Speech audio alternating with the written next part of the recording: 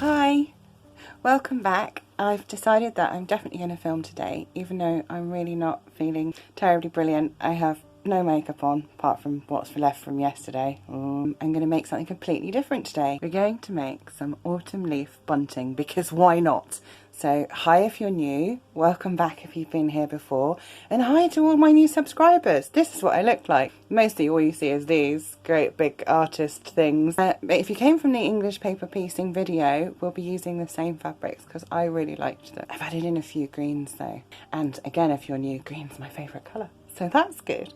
So that's what we're going to do. So these are the fabrics that I was talking about from last week. So again, I've gone down the sort of New Englandy autumn colours because we don't really get this kind of pinky colour here, but we do get reds and stuff. We get red, yellow, orange and brown mostly here, but so I've put in the more sort of North American colours. And then I've also added in some other bits and pieces. I thought this was funny, so I'll definitely put that in because it even looks like a leaf this way. Obviously it's a tree. And then I found some possible greens as well. Definitely like this dark one. We're going to make a template, but first I should just decide what we're going to attach it to. I also wanted to make it as kind of accessible as possible for everyone. So you could use felt if you wanted to, if you've got some kicking around, or even just offcuts of fabric that are the right colours. Often in like charity shops and thrift stores and stuff, they do have like men's shirts and stuff. You can get things like that. So that would also work for this. It just so happens I do have a little bit of a stash of fabric.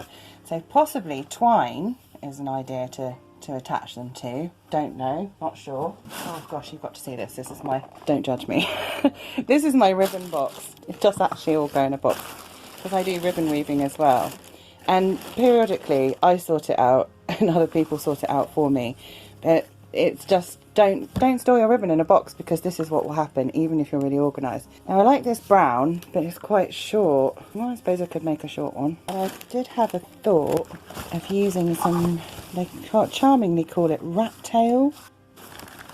No rat tail. Okay, twine it is. So now we're going to make some templates. I have raided my recycling just to get some cardboard. I'm lucky enough to have some stencils here. I think it's supposed to be a maple leaf or a sycamore leaf. It came with 2 different sheets. So I'm going to be using this one, and this big one. I made a whole wall hanging years and years ago. I wish I had photographs of it. Now, if you haven't got stencils, and I'm aware that most people won't have, I do understand that. You can go online and if you Google something like copyright-free black and white leaf images or line drawings or something like that, and you will find gazillions of different leaves. You can be specific. You could put in maple leaf, you could put in beech leaf, and then it's really easy to download that image and just literally print it out and then do basically what I'm about to do. If you had got like a photocopy or something that's been printed off, you literally will glue it on here first and then cut it out,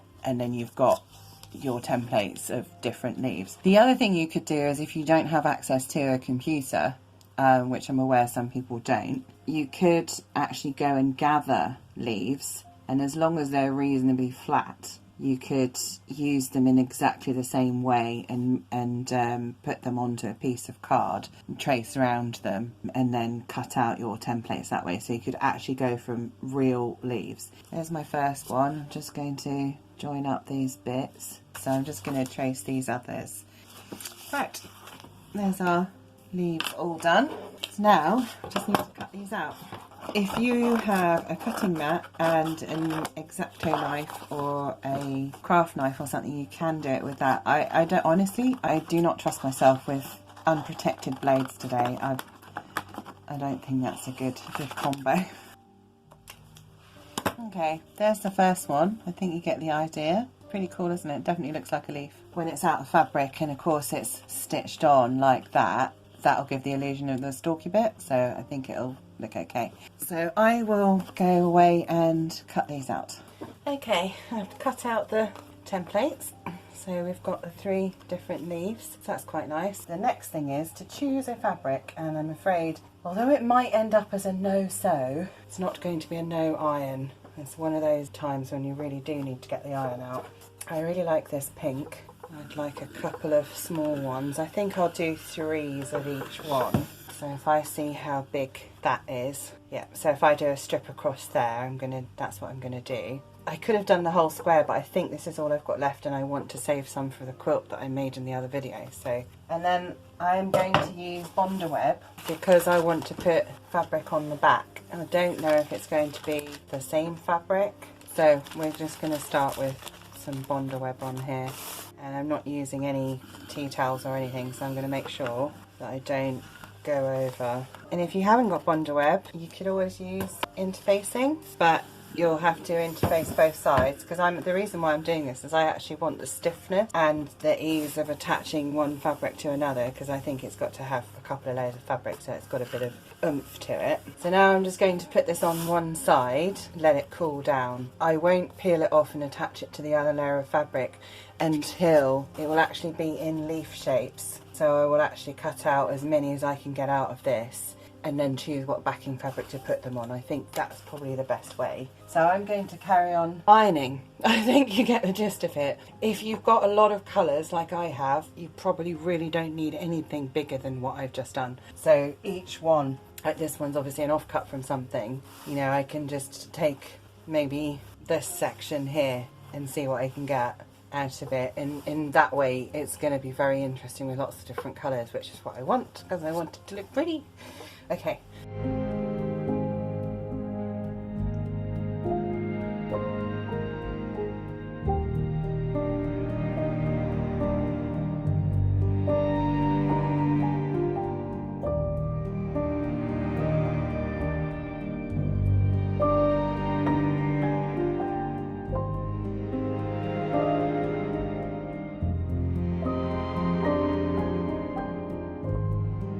So I want to do a bit of an experiment. I've been thinking about how to cut out the leaves and whether or not to cut them out first, put them on the backing fabric and then cut them out again, or to sort of just mark them out and then iron that on and then cut it out once. So we're going to do a bit of experiment. I've got some of each here. I did think that probably all of the lighter colours, I think there's only 3 or 4 that I'm using, would be better marked out first, which is why I've done these ones anyway, because if I end up using some sort of marking implement that leaves a dark line, it's going to be a lot more obvious on these colours. So I made that sort of decision on there. So the other thing I've decided is this is my backing fabric, so I think pretty much all of my leaves are going to be backed on this. And this is Batiks by Kent Avery, and I absolutely love this fabric. I have no idea where I picked it up from. I've used it before, and funnily enough, do you remember the wall hanging I was telling you about? I think this was the fabric I used to pack the leaves on that as well, because it was like a wall hanging and it had these big pieced leaves and they were off the bit so you could see the back of them. Anyway, this has been starched to give it a little bit of oomph. I'm going to try these. Obviously these ones, this is going to be how it's done. So I've taken all the paper off the back of these and now I'm just going to iron them on and hope I don't destroy those chalk lines, which is why I'm sort of just squishing it down. Don't be tempted to steam on this bit. And actually with wastage, that's not too bad. I mean, it's a hugely irregular shape, so what else are you going to do? And the only thing with these is, particularly these that are cut out, here's a little, make sure they're really well ironed down, because we're not going to sew it or anything. This is your one shot at keeping those edges sort of looking leaf-like. Right, I'm going to cut out one of these double ones and see how hard that is first.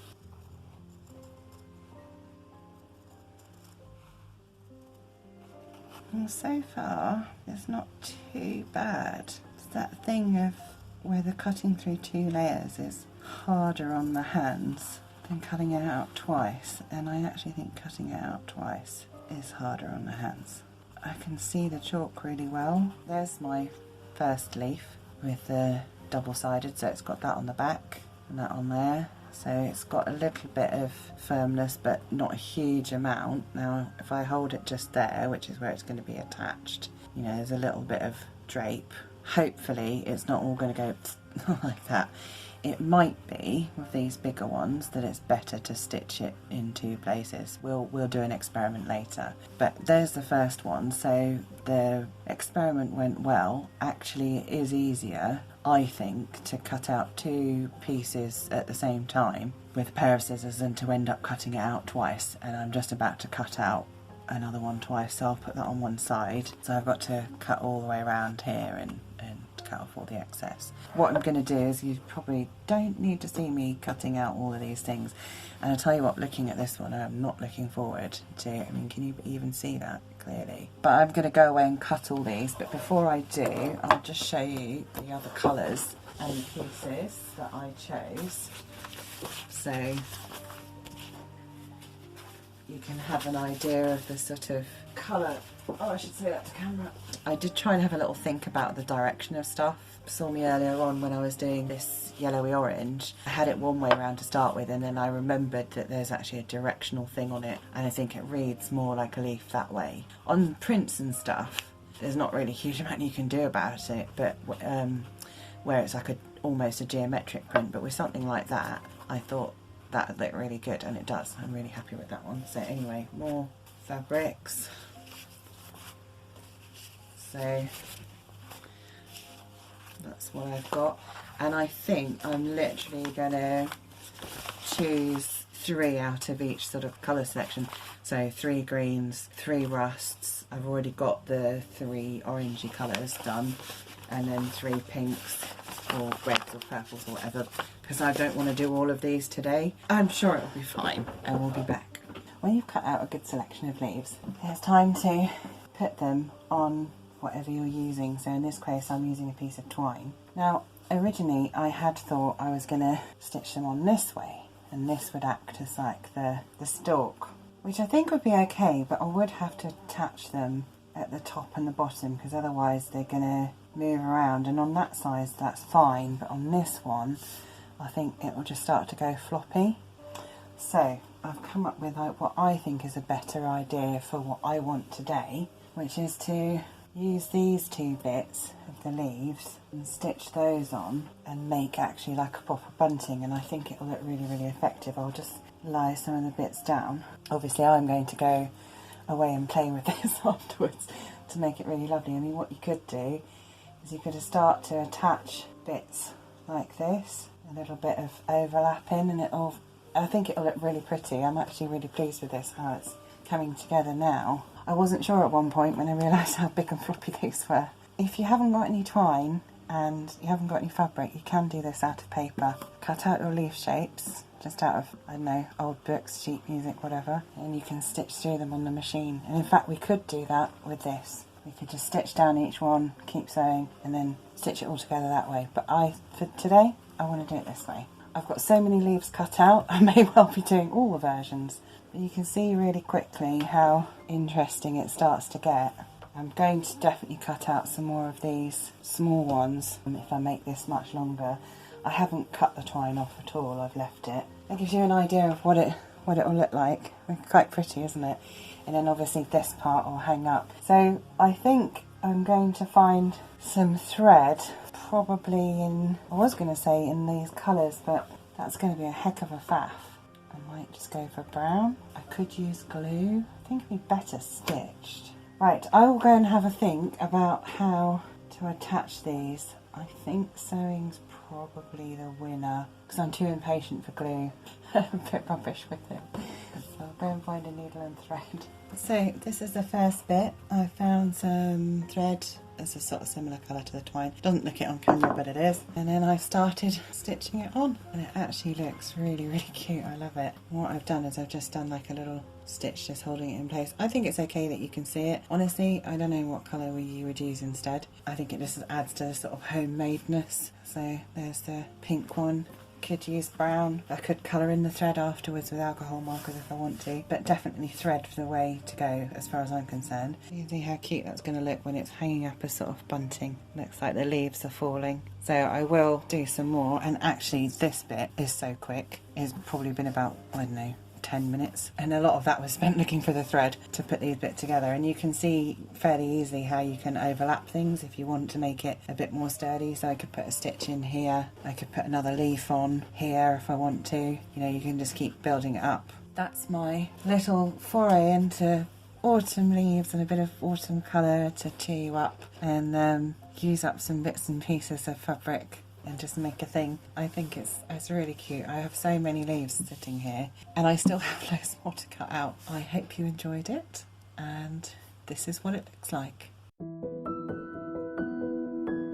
So what do you think? I'm so pleased with how it looks. Thanks as always for joining me, and I hope you enjoyed this little craft make. It makes a nice change to do something a bit smaller. If you want to support the channel further, you could like this video, you could share it to people that you think might be interested, or you could come and find me on Ko-fi.